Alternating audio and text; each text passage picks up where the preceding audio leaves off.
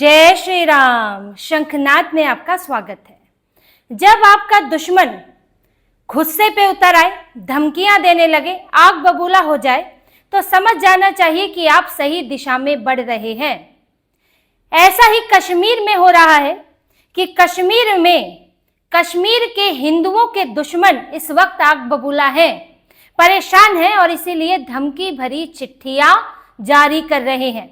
कश्मीरी पंडितों, कश्मीरी हिंदुओं के खिलाफ एक चिट्ठी आई है और उस चिट्ठी में ऐसी धमकियां दी गई है कि आपको 1989 का वो दौर याद आ जाएगा जब वहां से कश्मीरी हिंदुओं का नरसंहार किया गया, उन्हें भगाया गया और उन्हें अपने ही जगह से निकाल दिया गया।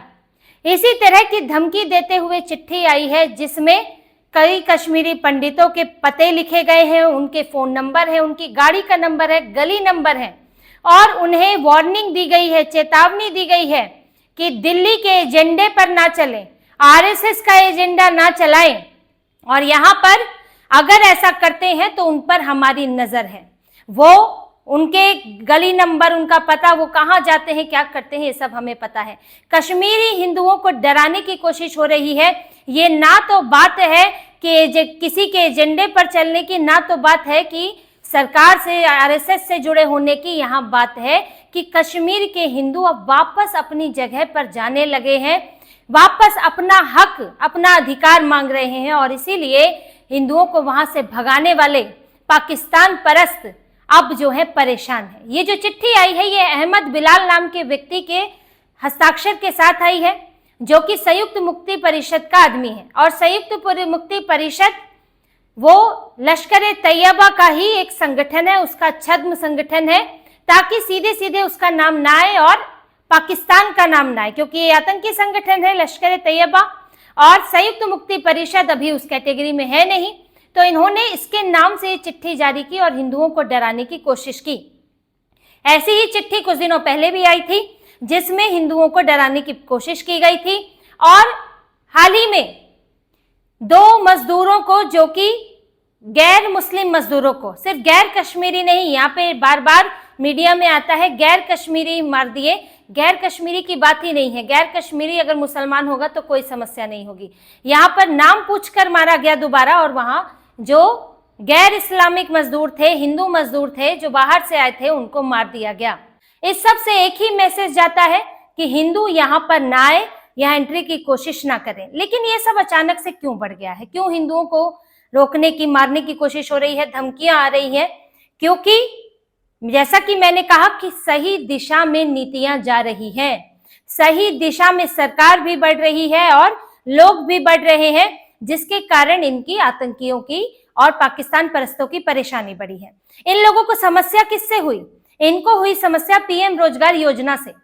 कश्मीर में एक पीएम रोजगार योजना चल रही है जिसके तहत जो कश्मीरी हिंदू यहाँ से चले गए थे या जिनके परिवार के लोग सरकारी नौकरी में काम किया करते थे, फिर उन्हें जाना पड़ा, उन्हें वापस बुलाया जा रहा है, उन्हें सरकारी नौकरी और रहने की जगह दी जा रही है। सरकार एक तरह से उनका पुनर्वास कर रही है और इसमें उनकी पूरी मदद हो रही है, जिसके कारण 6000 कश्मीरी हिंदू वापस लौटे और कश्मीर के इलाके में बसे हैं। बहुत अंदरूनी इलाकों में तो नहीं गए हैं, लेकिन जो जम्मू से जुड़ते हुए इलाके हैं कश्मीर में, वहां पर आकर बसे हैं। अब इनको डर है कि ये आज यहाँ बसे हैं, कल को और आगे आएंगे।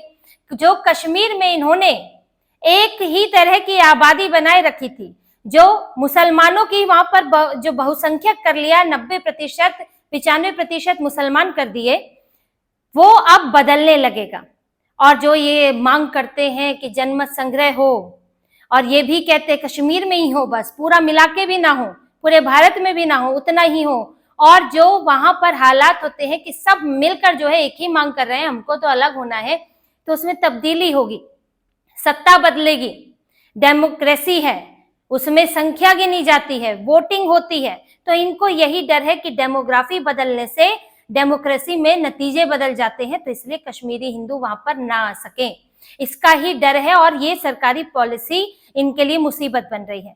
साथ ही सरकार जिस तरह के कदम उठा रही है, वहां से, यहाँ से लोग रोजगार के लिए, सिर्फ सरकारी नौकरी की बात नहीं है, वहां पर मजदूर भी जा रहे हैं, वहां पर इंफ्रास्ट्रक्चर का काम ज्यादा हो रहा है, जिसके कारण ज्यादा लेबर की जरूरत है और सारा लेबर आपको कश्मीर से नहीं मिल सकता है। इसीलिए देश के दूसरे जगहों से भी वहां पर मजदूर पहुंचे हैं, तो कुछ वहां पर रहते हैं, वहीं बस भी जाते हैं।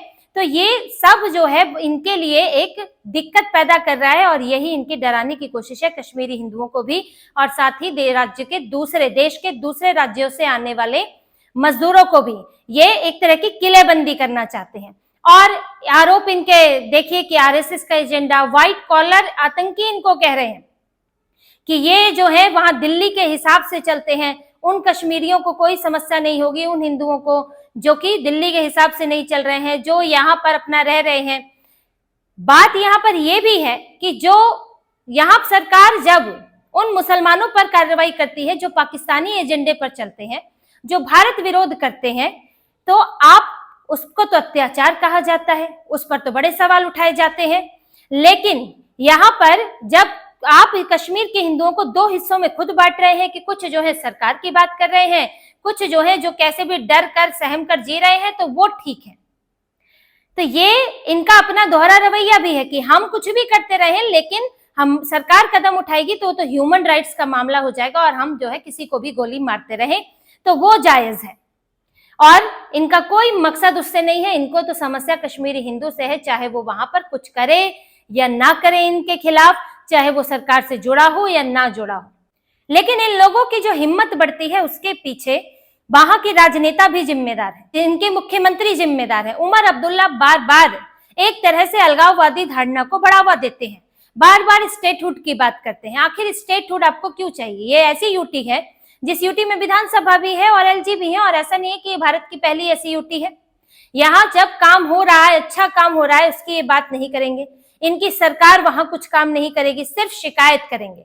इतने सबके बावजूद भी ये लोगों के मन में यही भरना चाहते हैं कि भारत में कश्मीर के जो लोग हैं, मुसलमान जो हैं, उनके लिए बड़ी समस्या है, उन पर बड़े अत्याचार हो रहे हैं, स्टेटहुड नहीं मिल रहा है। इससे बड़ी परेशानी है। दिल्ली में कोई स्टेटहुड नहीं है, दिल्ली में भी मुख्यमंत्री है लेकिन एलजी चला रहे हैं। क्या दिल्ली के लोगों पर ये अत्याचार है? भारत में और भी ऐसी जगहों पर है, क्या वो अत्याचार है? तो सिर्फ कश्मीर में ही अत्याचार क्यों है? क्योंकि इन लोगों को कैसे भी खुश नहीं होना है, इन्हें मुख्यमंत्री की सारी पावर चाहिए ताकि केंद्र सरकार को ब्लैकमेल कर सके, कश्मीर की किलेबंदी कर सके और पूरी तरह से पाकिस्तान परस्ती कर सके।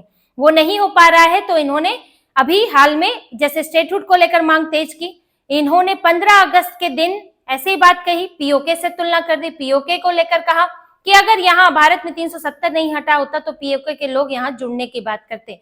वो तो वैसे भी कर रहे हैं, वो तो ऐसे भी बोल रहे हैं क्योंकि उन्हें पता है कि यहाँ के हालात और वहां के हालात में क्या अंतर है। ये बार बार दिखाना चाहते हैं और इनको डर इस बात का है कि पीओके के जो हालात हैं उसे देखकर कहीं ना कहीं कश्मीर के मुसलमानों को ना लगने लगे कि उनकी स्थितियां कहीं बेहतर है, तो उनके अंदर एक संतुष्टि की भावना ना आ जाए।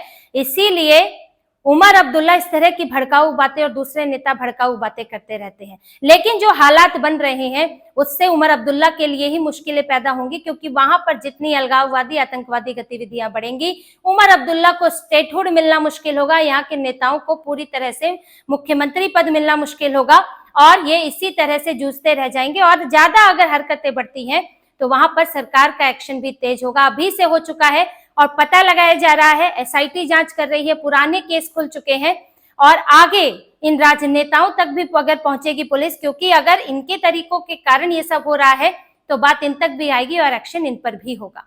तो इसी तरह की और खबरें और विश्लेषण आपके लिए लाते रहेंगे। हमसे जुड़े रहिए, सब्सक्राइब कीजिए, कमेंट कीजिए। बहुत बहुत धन्यवाद।